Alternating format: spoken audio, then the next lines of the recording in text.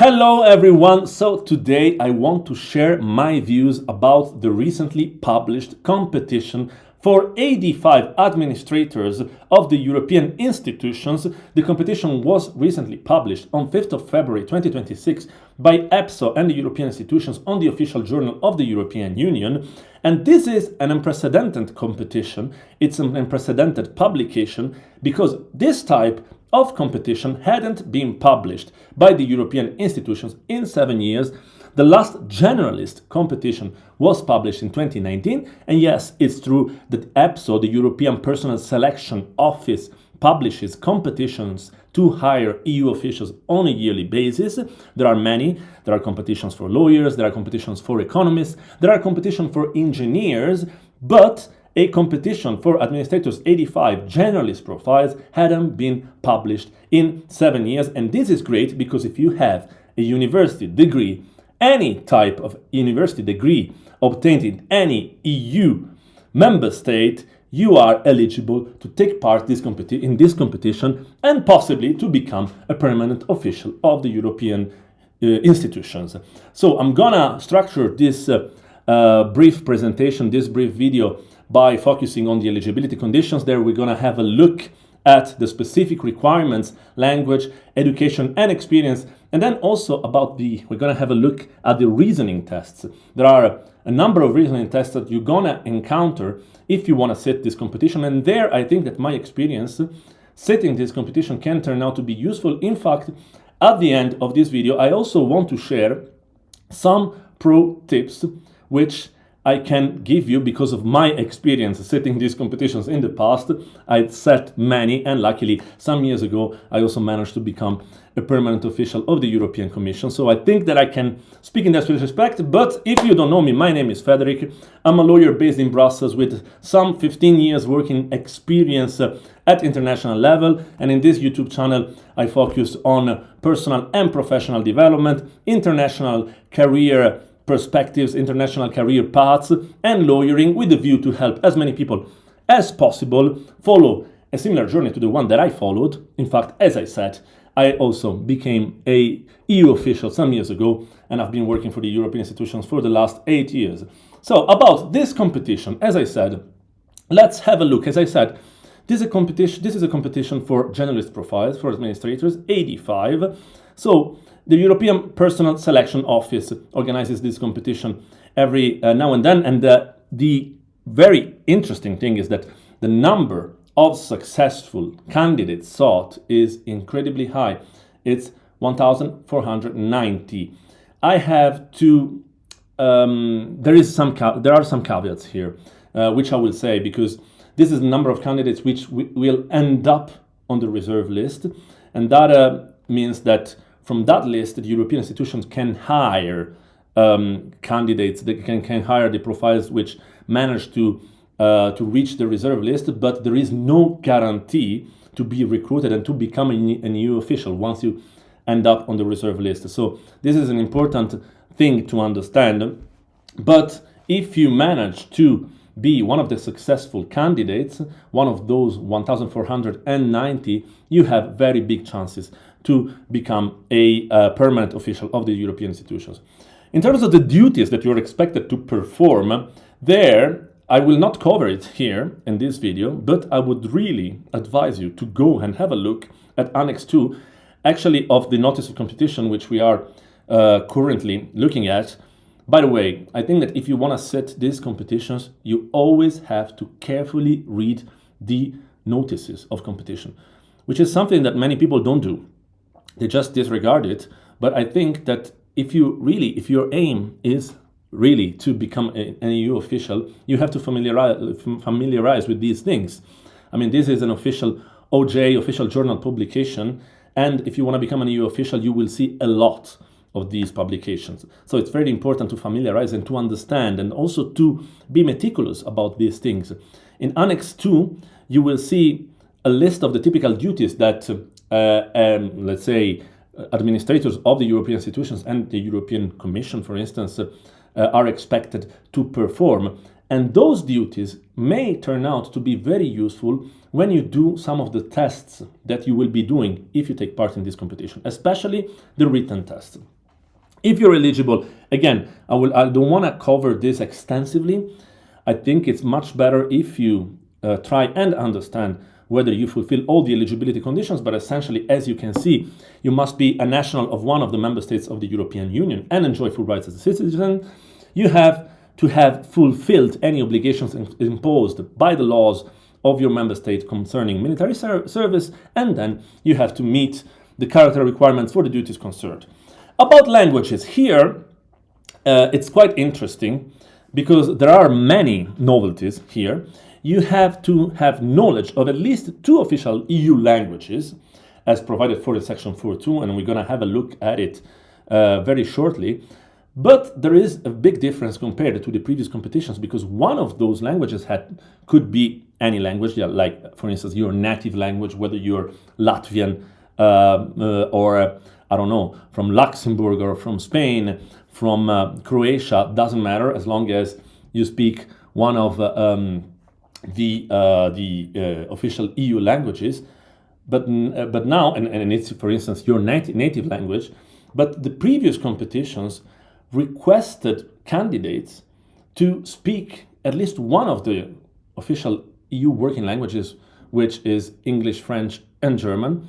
And here we have some novelties, as I said, because starting from this competition, I don't think that there were other competitions before this which established this new rule. Candidates must have a thorough knowledge, a minimum C1 level of at least one of the 24 official EU languages. So it can be any language, your native language. As I said, you are from Latvia and your native language is Latvian. You are from Croatia and your native language is Croatian. You are from Spain and your native language is Spanish. That's fine. You already have a language. And then you must have a satisfactory knowledge, minimum B2 level, of a different language to be chosen among the remaining 23 official EU languages. It can be any language. It doesn't have to be English, French, or German. So this is, I think, a big novelty, especially for those potential candidates who already speak 2 languages, one of which languages which are not necessarily English, French, or German. And I think that this is a very important development. So quite relevant. About education and experience, I want to go back very quickly to this, to the specific conditions. About education and experience. In order to be eligible, as I said in my premises, you must have a level of education corresponded to completed university studies of at least 3 years. So in most member states, that would correspond to, I guess you would call it a bachelor's degree, attested by a diploma, as the notice says, the award of which was decided no later than 30th of September 2026. And that's also an important information. So if you don't have a university diploma yet, but you think or you know already that you're gonna obtain this university diploma by 30th of September 2026, you can sit this competition. And in any case, at the later stages of the competition, you will be requested to provide your academic credentials. So there is no, let's say, issue, there is no concern in that sense, and there is also no possibility to cheat in a way. So either you obtain your degree by 30th of September 2026 or you don't, and you will not be eligible to sit the competition. No professional experience is required. And I want to say something here. This doesn't mean that if you have professional experience, you cannot sit the competition. Actually, if you have professional experience, this can also turn out to be quite useful to you for the competition. And I would advise you to fill in your application by stating clearly what your professional experience is and by detailing your professional experiences. Because maybe if you make it, if you, for instance, pass all the tests and you end up on the reserve list, there you can have an advantage compared to the candidates who do not have any professional experience, because maybe, I don't know, a unit in this or that DG of the European Commission or in this or that directorate of the European Parliament may be interested in your professional experience, and you may have more chances to get hired, and including as fast as possible. So about the different phases of the competition, yes, you have to fill in the application. You will see it's stated somewhere at the beginning of the notice. I think by 10th of March, yes, 10th of March 2026 at 12 midday. No later than then, and then there will be some time to upload scanned copies of supporting documents, as I said, academic credentials or professional references and professional copies, professional documents supporting your professional experiences. So you have to stick to these deadlines. I already covered the part on the languages. But then here I want to get to the part about the reasoning tests, and I can't cover all of the notice, and I can't share all of my experience here, and I would have a lot to say actually about these tests, because I've done most of these tests apart from the digital skills test and the EUFTE, which seems like a written test, but for sure the digital skills test is something new in the EPSO, let's say, framework. I would have a lot to share, but I also have to compress it for the purposes of this video. What I can do is I can always try and do my best to liaise with people who connect on YouTube or on LinkedIn and the various social media.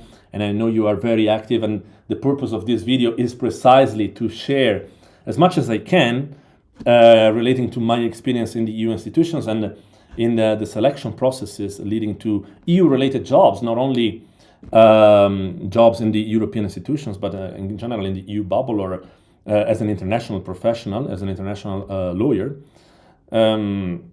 So I will have to focus on some of these tests and to share what I can in a short time for the purposes of this video. But yeah, I would advise you just try to connect with me, and maybe I will see if I can share something more in future videos, or if there is a way to support or mentor someone. I'm already advising some people who sought my support and some advice. It's not easy because many people contacted me, and I can't I can't support them all, but I can promise to do as much as I can. And as I said, follow closely until the very end of this video, because I have a couple of pro tips on how to best tackle these reasoning tests, at least based on my experience, according to my experience. And I'm not saying that it's 100% right. It's just my experience, like the experience of someone who already set these tests and at one point also managed to succeed. All tests are different because EPSO reviews their selection processes quite often. And then you have internal competitions, you have competitions, as I said, for lawyers, you have competitions for economists. All competitions are different, but I can guarantee that some patterns are quite recurrent. I don't want to guarantee, let's say, I should not guarantee as a lawyer. And by the way, anything that I share here is shared in my personal capacity. But probably I would say that some of the, let's say, things that I experienced by doing these tests, they are quite recurring. And so maybe when it comes to selecting and choosing your strategy as to how to go for these tests, you may want to listen carefully to what I have to say. So the reasoning tests, as I said, the reasoning tests are multiple choice questions. You will set it most likely from your own computer, or there are also assessment centers located around the various EU capitals where you can go and sit the tests. But the first tests that you are going to do are going to be the verbal reasoning test, the numerical reasoning test, and the abstract reasoning test. And you will do them in language 1. So the language, the first language you will select in your application form. So if it's your native language, you will do them in your native language. And pay close attention here, because you will see that for all of these three tests, verbal, numerical, and abstract reasoning tests, there is a pass mark. So the pass score for the verbal reasoning test is 10 out of 20. And then for the numerical and the abstract reasoning combined, you will have to get a 10 out of 20, which means that basically if you get 8 out of 10 of the questions in the numerical reasoning right, and 2 out of the 10 in the abstract right, you will reach the pass mark. You don't have to get to do 5 and 5 when it comes to the numerical and the abstract. You can also, have them split in a more or less balanced way. For the verbal, you will have to do at least 10 out of 20. But as we will see later on, the verbal counts much more, actually. I will get there in a second. But just to have an overview, here are the pass scores which you are requested to get if you want to move on in the assessment. You will have 20 questions in the verbal reasoning, 10 for the numerical, 10 for the abstract, and different duration based on the different tests. Then you will have an EU knowledge test, and this one is mostly about knowledge of the European Union, of the European Union policies and the European Union institutions. And this one will be in your language too. And actually I'm thinking to do another video focusing on the EU knowledge test and the types of questions that you may be asked, because there I have quite some experience having set many of these tests and being relatively knowledgeable about these types of questions. You can also check my previous video, which I shared in this YouTube channel about whether you're smart enough to be a EU official, which was quite fun. It's like was related to an article published by Politico, a EU journal. But the EU knowledge test, again, you will have 30 questions. You will do this in your language too, which can be, as we said, any of the 24 languages of the European official languages of the European Union, except language 1, which you will have chosen already. The duration will be 40 minutes, and you will have to reply to 30 questions with a pass score of 15 out of 30. But again, here, pay attention. We're going to have a look at it in a minute. The pass score is just a pass score. It will not guarantee you to move forward in these following phases. Oh my God, I was looking for the word. In the following phases of the competition. And then you have a digital skills test. There, really, I don't know what it's going to be about. I guess and I assume that this will be quite basic. As the notice says, it will include questions from information and data literacy, communication and collaboration, digital content creation, safety. Safety, I assume it can be something related to cybersecurity, problem solving. It will be again in your language too, and the scoring is you will have to get at least a pass score of 20 out of 40. I'm assuming that this one will be broadly about basic digital skills, including stuff related to Word, PowerPoint, Excel, Outlook, and similar tools. But again, here I'm roaming in the dark. It's completely new.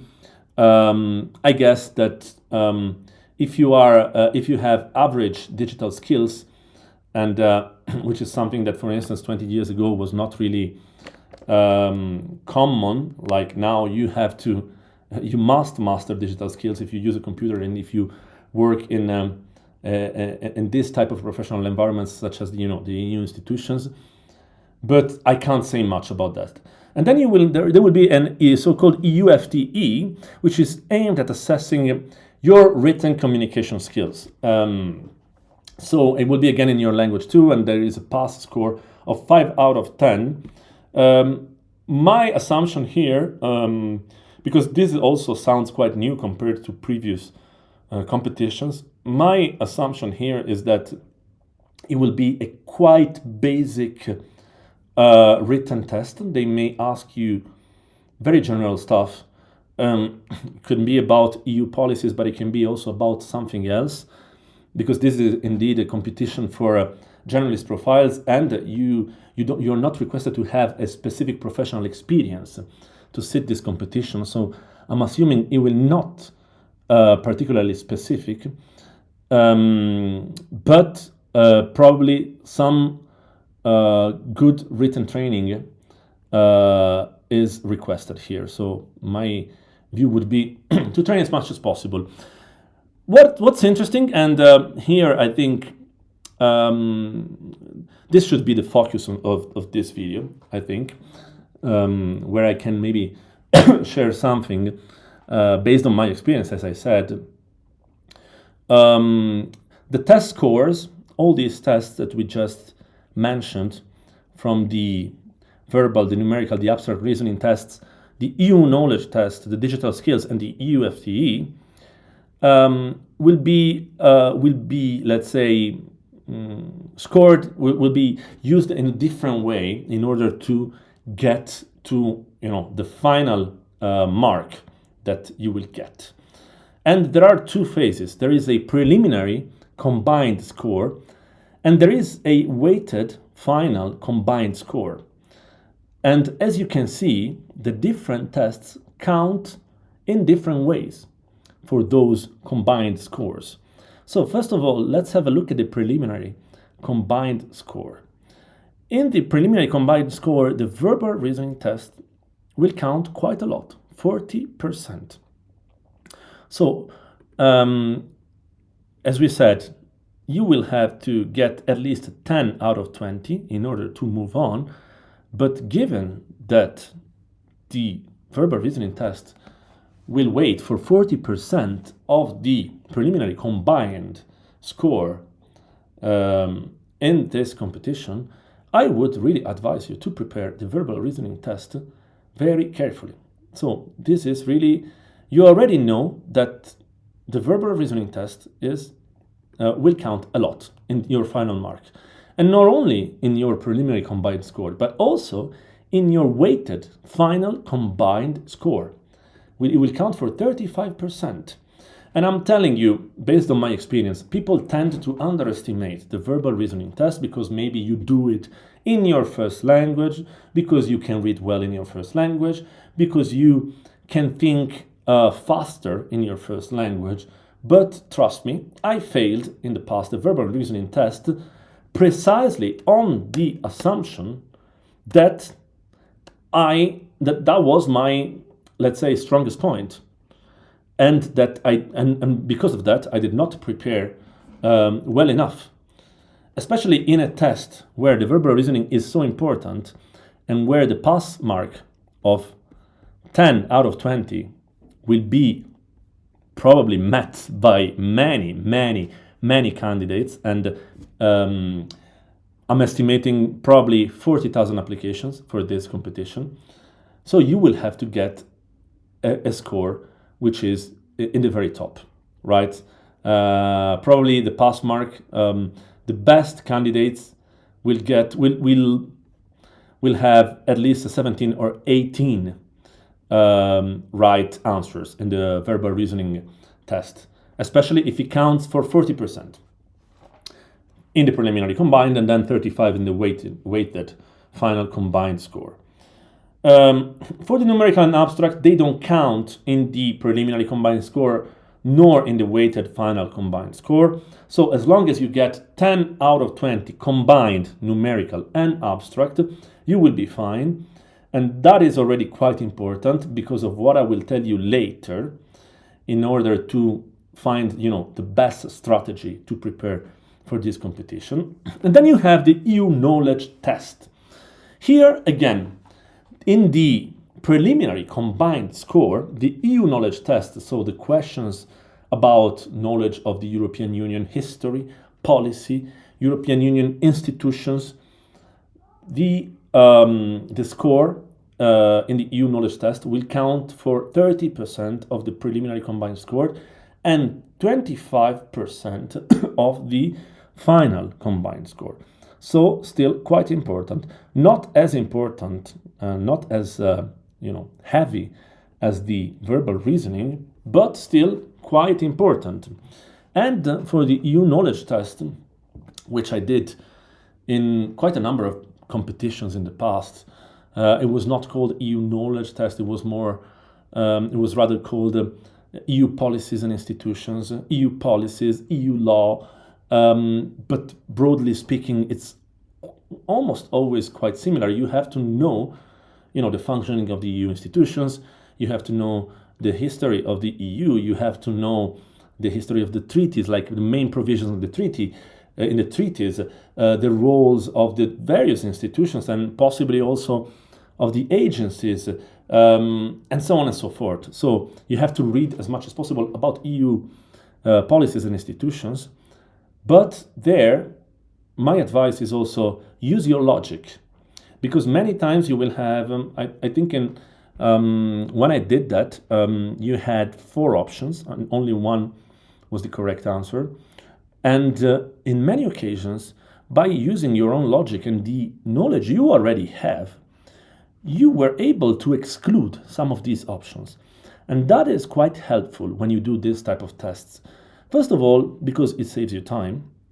And secondly, because you reduce the number of answers that you look at. And so you increase also the chances of getting the correct one. So when you approach the EU knowledge test, my advice is use your logic, your common sense, use the information you already have, because many questions, even if you don't have the response, you can get it. You can get very close to it by using, your common sense, and by also having a look at how the question is phrased and how the different options are phrased. That is very important, I think. And it goes hand in hand with the verbal reasoning test. So you have to be very analytical and understand also how these questions are phrased, where the trick can be, if there is false friends or things like that.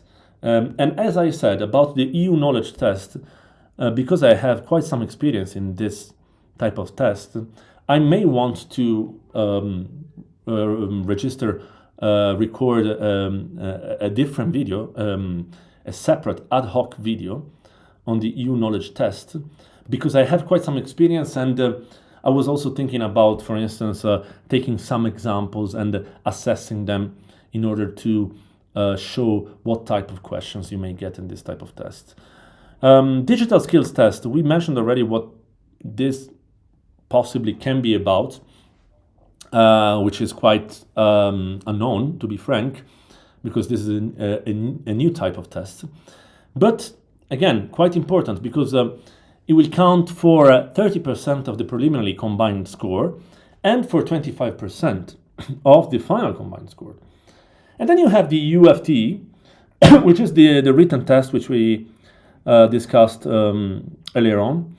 You have a pass mark of 5 out of 10, 40 minutes. It will be a test which assesses your written communication skills. But here, pay attention.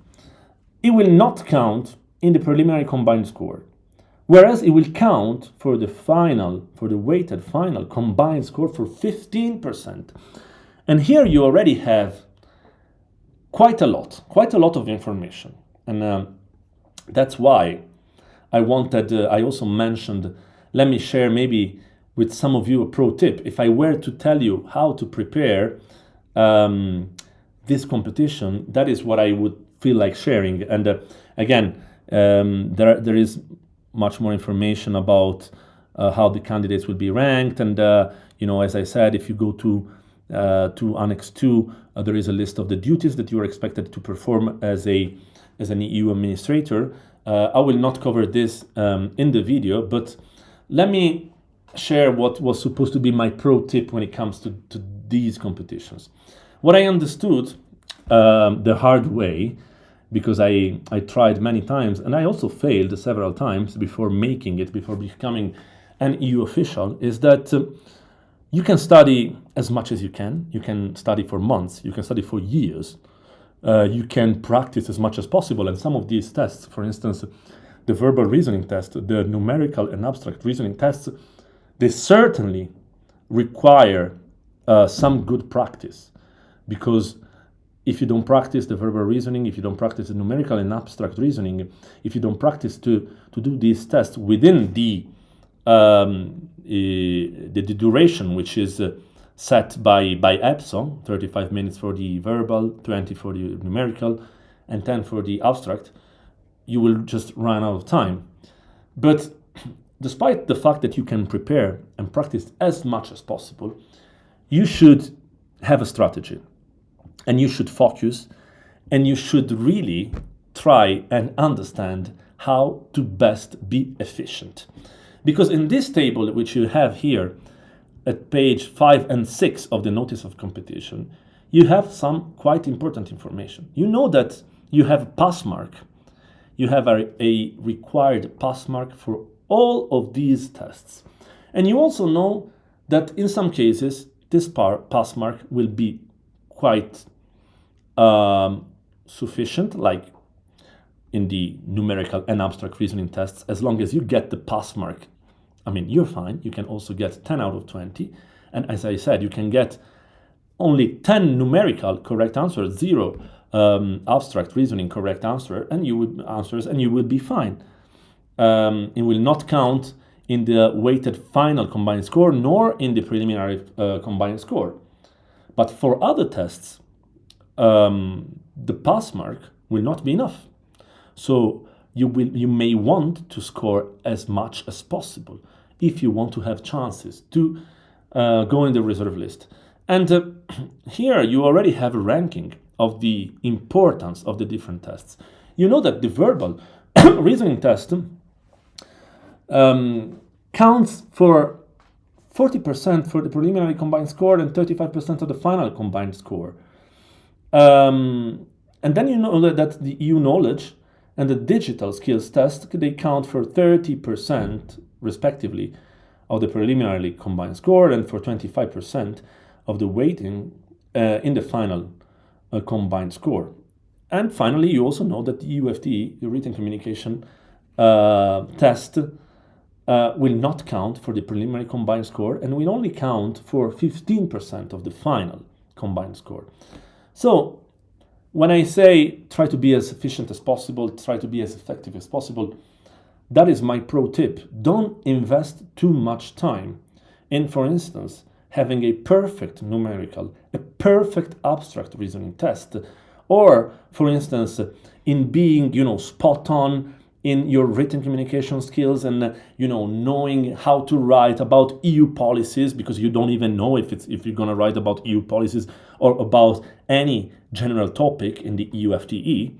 Just focus, try to focus your preparation on what counts more, knowing that you have a pass mark for each test and that the weighting of the different tests varies a lot. And the weighting of the verbal reasoning test is much higher than, for instance, the weighting of the UFTE, which only counts in the final combined score. So when you are strategizing your preparation for these tests, and you may want to do it well in advance and come up with a strategy, think about that. Take that into account. Consider that some tests will count more than others. And maybe you may want to dedicate more time in your preparation than compared to other tests. And I'm telling you, based on my experience, the verbal reasoning test, as I said, can be very tricky. Even though you will do it in your language 1, it can be very tricky because you have a lot of questions. You have 20 questions in 35 minutes. You have a piece of text which can be quite long. It can be also around 200, 300 words. You have 4 options. Some of these options can be phrased in a quite complicated manner, and it can be also, again, quite long. I mean, each option can be quite long. So in order to understand what is the correct answer, it may take you quite some time. And you can you can have a rough estimation quite easily. 35 minutes for 20 questions, it means that you have to reply. You have more or less an average of 1 minute 45 per question if you want to answer to all of the questions. And this is of course for the verbal reasoning. For the EU knowledge, same goes for the EU knowledge. Also there, you have 30 questions in 40 minutes, which means basically that you have roughly a bit more than 1 minute per question. And you may want to score as much as possible, because it's true, you have a pass score of 15 out of 30, but almost certainly, in order to end up on the reserve list, you will need to get a very high mark. Like, I would say that not less than 24, 25. Of course, it will be weighted with the other marks, but if you want to score high, if you want to have good chances, you may want to score high. Same for the digital skills test. There, I mean, it's as I said, it's quite difficult to advise you and to tell you how to prepare, because this is completely new, and you may want to look for resources online about digital skills tests. I don't know if other international institutions did something similar, not to my knowledge, but the weighted importance is still quite high. Not as high as the verbal reasoning, but still quite high. So again, focus on that. Think about it. Think about dedicating your time in a well-balanced way.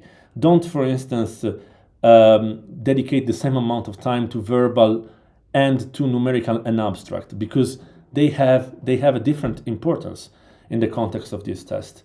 And if you try to be perfect in each and single section, in the end, I mean, you may risk not, having a well-balanced preparation, because, as I said, I think that it will be much more significant, much more important if you focus more on some of these tests rather than if you focus on others, knowing that you must get the pass mark for all of them.